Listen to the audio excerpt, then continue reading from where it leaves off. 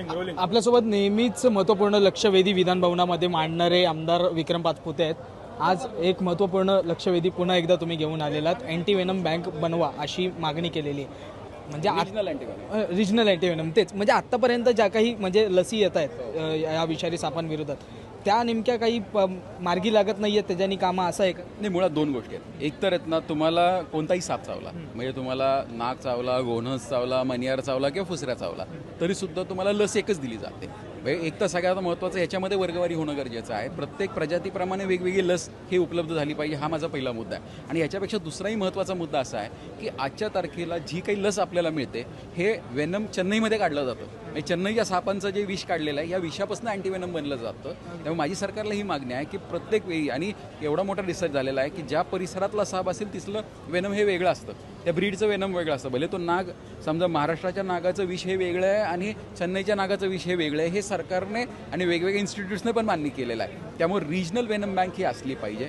आज अशी परिस्थिती आहे की हां, फर्स्ट एड म्हणून किंवा स्टँड बायला तुम्ही इतर राज्याची वापरू शकता, पण आपल्या राज्याची एक रिजनल वेनम बँक असली पाहिजे. आणि सरकारने मला सकारात्मक उत्तर मंत्री महोदयाने आंबेडकर साहेबांनी दिलेलं आहे की येणाऱ्या काळामध्ये लवकरच एक रिजनल वेनम बँक आपण तयार करू, ज्याच्यामुळे जे स्थानिक प्रजाती आहेत त्यांचं विष घेऊन त्याच्यापासून एक अँटी वेनम बनवलं जाईल. म्हणजे आत्तापर्यंत अशी रिजनल वेनम बँक महाराष्ट्रामध्ये किंवा राज्यामध्ये नाहीच आहे. एक हॅपकिन म्हणून ही संस्था आहे, त्याला परवानगी आहे, पण दुर्दैवाने ती चालू होत नाही किंवा त्यात ते पाहिजे तेवढं फंक्शनिंग होत नाही. त्यामुळे या संस्थेचं पुनर्जीवित करणं गरजेचं आहे. ही संस्था चांगल्या पद्धतीने चालणं गरजेचं आहे, कारण हॅपकिनमधनं चांगल्या चांगल्या लसी ह्या मिळालेल्या आहेत. आज हॅपकिनला पुनर्जीवित करणं गरजेचं आहे. आणि हॅपकिन जर पुनर्जीवित झाली तर मला खात्री आहे की हे रिजनल वेनम बँकच्या माध्यमातून ही 100% जिवंत होऊ शकते आणि अनेक लोकांचं यातनं कल्याण होईल. नेमकं आता मंत्र्यांकडनं उत्तर काय आलेलं आहे? आणि मला उत्तर हे आलेलं आहे की ते तात्काळ हॅपकिन जिवंत करण्यासंदर्भातली, हॅपकिन ही FDA च्या अंडर येते आणि काही पार्ट हा मेडिकल एज्युकेशनच्या अंडर येतो. त्यामुळे FDA, medical education, health department, forest department अशी एक आमची जॉईंट मीटिंग होणार आहे अधिवेशन संपल्यानंतर.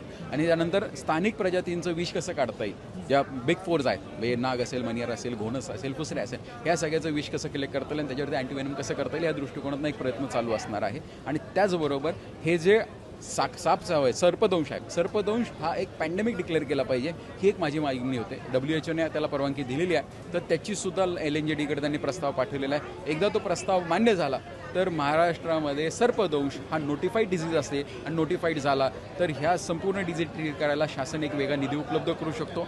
याच्यामध्ये मृत्यू पावणाऱ्या जे कोणी व्यक्ती असतील अशांना सरकारच्या माध्यमातून मदतसुद्धा जाहीर होऊ शकते. आतापर्यंत तुम्ही आता जो मुद्दा मांडला की सर्पदंश होणार नाही, म्हणजे आता शहरी भागांमध्ये तरी एवढा होत नसेल किंवा जरी कमी प्रमाणात झाला तरी लगेच इथे हॉस्पिटल्स आहेत, परंतु ग्रामीण भागात झाल्यावर तरी अजूनही त्या ठिकाणी ग्रामीणच उपाय असतात.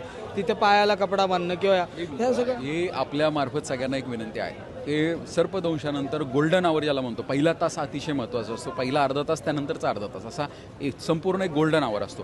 साप चावल्यानंतर तात्काळ जवळच्या PSCला, जवळच्या सरकारी दवाखान्यात घेऊन गेलं पाहिजे की जवळच्या दवाखान्यात ज्या ठिकाणी लस उपलब्ध आहे, कारण इमिजिएट ॲक्शन होणं खूप गरजेचं आहे. दुर्दैव असं होतं की साप चावल्यानंतर कोणता साप चावला याच्यामुळे अनेकदा आपण वेळ घालवतो की मग आता सध्या दुसरा एक महत्त्वाचा निर्णय झाला, राज्य सरकार आता RTPC किट्स पण घेत आहे, ज्याच्या माध्यमातून चावलेला साप विषारी का बिनविषारी आहे हे सुद्धा आता येणाऱ्या काही दिवसांमध्ये सिद्ध होणार आहे. त्यामुळे हा एक मोठा निर्णय लक्षवेधीच्या माध्यमातून झालेला आहे. त्यामुळे माझी आपल्यामार्फत सर्व श्रोत्यांना एक विनंती आहे की सर्पदंश झाल्यानंतर तात्काळ दवाखान्यात गेलं पाहिजे. पहिला 1 तास जीव वाचू शकतो, पहिला 1 तास भविष्यातले कॉम्प्लिकेशन्स वाचू शकतो. शेवटचा प्रश्न असेल, ज्या पद्धतीने तुम्ही हा मुद्दा मांडला म्हणजे हा चांगल्या पद्धतीने म्हणजे नागरिकांच्या सोयीनुसार हा मुद्दा जो आहे तो पुढे येणार आहे, नागरिकांची मदत होणार आहे, परंतु सापाचं विष देखील काढून अनेक जण अंमली पदार्थ म्हणून वापरतात, त्याचं नशेसाठी आहार केलं जातं.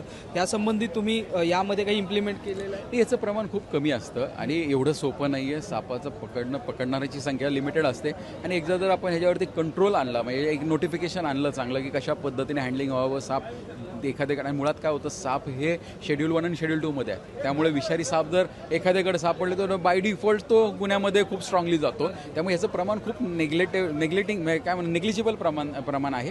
आणि ह्या प्रमाणामुळे जर आपण एवढं मोठं जर काय रिजनल वेनम तयार नाही करायचं, हे दुर्दैवी आहे. नक्की, धन्यवाद. आमची संवाद साधल्याबद्दल. आपल्यासोबत आमदार विक्रम पाचपुते होते.